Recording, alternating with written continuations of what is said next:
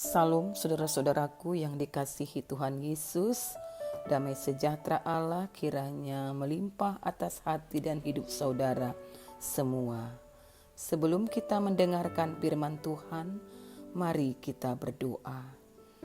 Ya Allah Bapa di surga, terima kasih, kami bersyukur untuk semua kebaikan Tuhan dalam hidup kami. Kami hendak mendengar firman-Mu kembali. Kiranya Roh Kudus-Mu menolong kami, memberi kami pengertian, dan dapat melakukan firman-Mu. Demi nama Yesus, amin. Firman Tuhan dari Mazmur 23 ayat 1-6. Tuhan gembalaku yang baik. Mazmur Daud. Tuhan adalah gembalaku, takkan kekurangan aku. Ia membaringkan aku di padang yang berumput hijau. Ia membimbing aku ke air yang tenang. Ia menyegarkan jiwaku. Ia menuntun aku di jalan yang benar oleh karena namanya. Sekalipun aku berjalan dalam lembah kekelaman, aku tidak takut bahaya, sebab Engkau besertaku. Gadamu dan tongkatmu, itulah yang menghibur aku. Engkau menyediakan hidangan bagiku di hadapan lawanku. Engkau mengurapi kepalaku dengan minyak, pialaku penuh melimpah. Kebajikan dan kemurahan belaka akan mengikuti aku seumur hidupku, dan aku akan diam dalam rumah Tuhan sepanjang masa. Saudara-saudaraku, renungan kita, Tuhan adalah gembalaku. Mazmur 23 yang amat terkenal ini bukanlah ibarat burung cendrawasih atau burung merak yang gemerlapan, tetapi burung pengicau yang sederhana dan amat bersahaja, yang setiap kali berkicau, hati yang sedih akan dihiburkan, dan yang takut dikuatkan. Setiap kali kita mendengar, Tuhan adalah gembalaku, takkan kekurangan aku. Saudaraku yang dikasihi Tuhan, Mazmur 23 ini sebenarnya jauh lebih kaya dari sekedar melukiskan Tuhan sebagai gembala. Di dalam Mazmur ini paling sedikit ada 3 gambaran tentang Tuhan. Yang pertama, pada ayat 1-2, Tuhan digambarkan sebagai gembala dan kita adalah domba-dombanya. Mari kita melihat apa yang diartikan oleh ayat 1-2. Tuhan adalah gembalaku. Apakah saudara memperhatikan bahwa di dalam Alkitab kata Tuhan itu dicetak dengan huruf besar?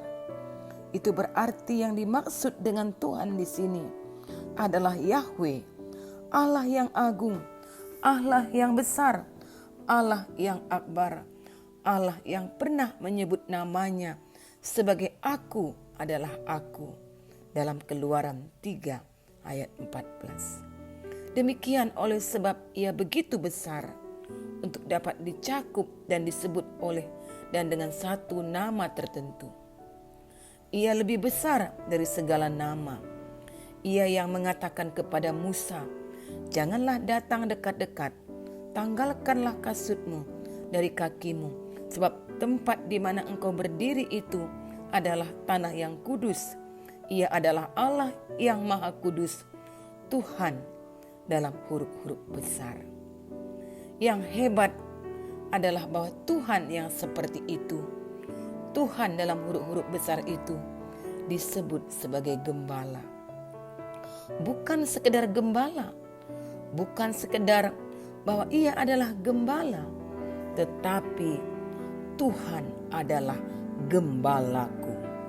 Tuhan yang agung, Tuhan yang akbar, yang kudus, yang besar itu kini menjadi dekat, sangat dekat, menjadi begitu akrab, sangat akrab, menjadi sesuatu yang amat pribadi. Saudara-saudaraku, bagaimana bisa terjadi seperti itu?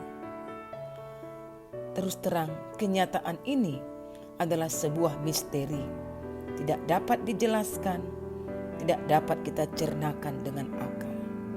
Namun yang jauh lebih penting dari itu adalah bahwa kenyataan yang tak dapat kita mengerti itu betul-betul kita alami, bahwa Tuhan adalah gembalaku, takkan kekurangan aku. Saudara-saudaraku, Daud juga tak dapat menjelaskannya, namun demikian ia toh mengalaminya. Dalam catatan 2 Samuel 17 ayat 24 dan seterusnya diceritakan tentang kisah pelarian Daud dari kejaran Absalom. Begitu tergesa-gesanya ia dan rombongan itu, mereka tak sempat membawa bekal, mereka kekurangan. Lalu ayat 27 dan seterusnya kita membaca, ketika Daud tiba di Mahanaim, maka Sobi bin Nahas dan Makir bin Amiel dan Barsilai orang Galilea membawa tempat tidur, pasu, periuk belanga, juga gandum, jelai, tepung, bertih gandum, kacang babi, kacang merah besar, kacang merah kecil, madu, dadi, kambing domba, dan keju bagi Daud dan bagi rakyat yang bersama-sama dengan dia untuk dimakan. Saudara-saudaraku, adakah saudara-saudara yang mengenal Sobi, Makir, dan Barsilai? Pasti tidak. Daud pun mungkin tidak mengenal mereka. Tapi entah dari mana dan entah karena alasan apa, mereka muncul dan membawa semua itu untuk Daud. Bagaimana bisa begitu? Daud tidak tahu, tapi ia mengalaminya. Tuhan adalah gembalaku, takkan kekurangan aku. Apakah pernah di dalam hidup saudara berada di dalam keadaan benar-benar putus asa, tidak tahu harus berbuat apa? Lalu muncullah orang-orang yang tak terduga, peristiwa-peristiwa yang tak terduga, dan saudara tertolong. Saudara tidak dapat menjelaskannya, tapi saudara mengalaminya. Tuhan adalah gembalaku, takkan kekurangan aku. Yang kedua, saudara-saudaraku, bahwa dikatakan di ayat 3-4, di situ Tuhan digambarkan sebagai guide, sebagai pemandu jalan, sebagai pengawal, dan kita digambarkan sebagai khalifah yang sedang melakukan perjalanan. Saudara-saudaraku, hal yang sama sebenarnya juga hendak dikatakan kepada kita ketika Tuhan digambarkan sebagai guide, sebagai pemandu jalan, sebagai pengawal. Ia menuntun aku di jalan yang benar. Perhatikan saudara-saudaraku, di sini dikatakan ia menuntun aku di jalan yang benar. Apakah dikatakan di situ bahwa Tuhan menuntun kita di jalan yang mudah? Tidak. Di jalan yang enak? Tidak. Di jalan yang cepat? Juga tidak. Ia menuntun aku di jalan yang benar. Jalan yang benar tidak identik dengan jalan yang gampang, enak dan cepat. Malah seringkali sebaliknya, mengikuti jalan yang benar itu malah banyak membawa kesulitan, tidak enak, jadi lambat. Urusan akan menjadi lebih sulit, tidak enak, dan amat lambat. Justru kalau kita menempuh jalan yang benar, yang sah, yang sesuai dengan peraturan, bukan? Tapi saudara-saudaraku, kita tidak perlu berkecil hati. Sekalipun aku berjalan dalam lembah kekelaman, aku tidak takut bahaya. Jalan orang benar itu adalah seperti jalan-jalan di Palestina. Sempit, kasar, berbatu-batu. Terkadang di kiri jurang, di kanan jurang. Lengah sedikit bisa jatuh. Belum lagi banyak garong yang menghadang. Tapi sekali lagi, jangan takut. Jangan takut bukan karena nekat, tapi tidak takut sebab Engkau besertaku. Tuhan kita beserta dengan kita. Disinilah banyak orang Kristiani jatuh sebab mereka mencari backing yang salah. Uang tidak menjamin kita lepas dari bahaya. Penguasa dan kekuasaan tidak menjamin keamanan kita. Lebih sering mereka malah menjerumuskan. Seperti dikatakan Mazmur 121 ayat 1-2. Aku melayangkan mataku ke gunung-gunung, dari manakah akan datang pertolonganku? Pertolonganku ialah dari Tuhan yang menjadikan langit dan bumi. Pertolongan kita tidak datang dari gunung-gunung yang kelihatannya begitu tinggi, kokoh dan kuat. Kita akan kecewa bila kita menggantungkan harapan pada yang kelihatannya tinggi, kokoh dan kuat. Sebab gunung pun bisa roboh dan rontok. Pertolongan yang terpercaya hanya datang dari Tuhan yang menjadikan langit dan bumi. Saudara-saudaraku, apakah mudah menggantungkan diri kepada Tuhan? Sama sekali tidak, sulit sekali. Di dalam ayat 5 digambarkan bahwa gambaran tiba-tiba berubah.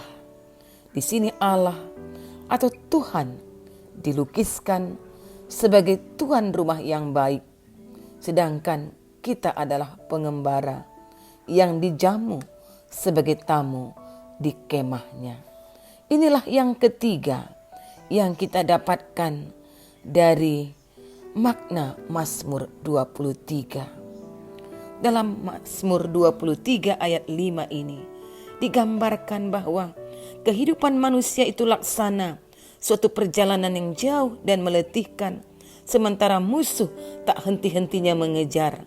Lalu Tuhan keluar menjumpai kita, mempersilakan kita masuk ke kemahnya, dan di sana Ia menjamu kita.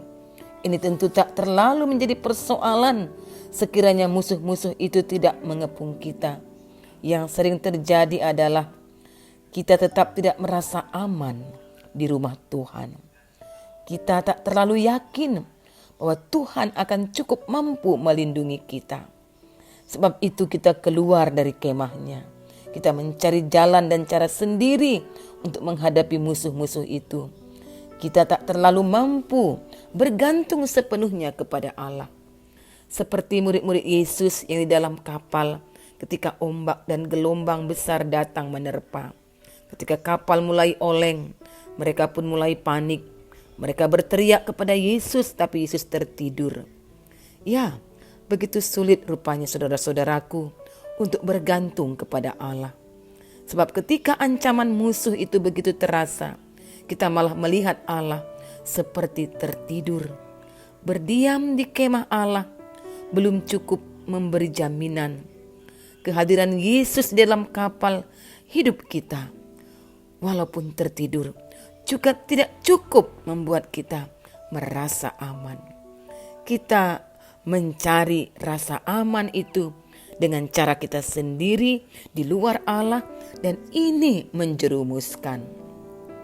Sebab hanya yang mau setialah saudara-saudaraku kepada Sang Gembala, yang mau membayar harga kemuritannya, akan dapat mengalami apa yang dikatakan dalam ayat 6 dari Mazmur 23 ini. Kebajikan dan kemurahan belaka akan mengikuti aku seumur hidupku, dan aku akan diam dalam rumah Tuhan sepanjang masa. Saudara-saudaraku, demikianlah firman Tuhan. Mari kita berdoa.